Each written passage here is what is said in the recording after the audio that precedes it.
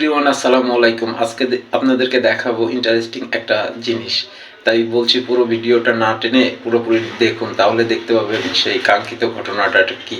তাহলে চলুন যাই আজকে ইন্টারেস্টিং ঘটনাটা দেখে আসি। আর ইন্টারেস্টিং ঘটনাটা হচ্ছে এই ফ্রিজটা জুড়ে, এই ফ্রিজে কি হচ্ছে সেটা আপনাদেরকে দেখাতে হবে।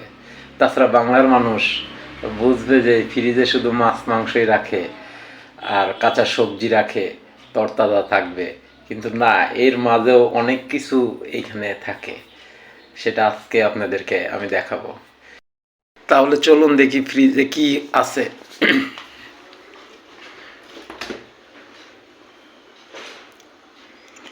এই ফ্রিজে ভাই ব্ল্যাকে পেঁয়াজের চাষ করা হচ্ছে। কেউ যদি বিশ্বাস না করেন, এই যে দেখে থাকেন, ব্ল্যাকে পেঁয়াজের চাষ হচ্ছে, হিমাগারে পেঁয়াজের চাষ। দেখেন, তাহলে পেঁয়াজের দাম বাড়বে না কমবে?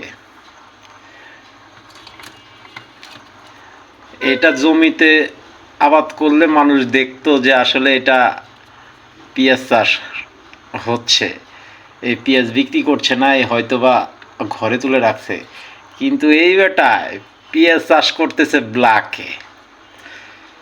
এই পেঁয়াজ তো ভাই কারো পক্ষে জানা সম্ভব না কার ঘরে এই পেঁয়াজ চাষ হচ্ছে। ফ্রিজের মধ্যে দেখেন, পুরো একটা ফ্রিজের মধ্যে পেঁয়াজ ব্ল্যাকে চাষ হচ্ছে।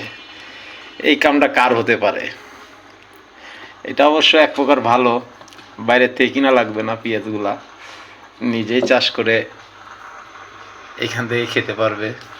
আধুনিক পদ্ধতিতে পেঁয়াজ চাষ বাংলাদেশের কোনো একটা জায়গা যাতে আবাদ করা বাদ না থাকে, ফাঁকা না থাকে, সব জায়গায় চাষাবাদ করতে হবে,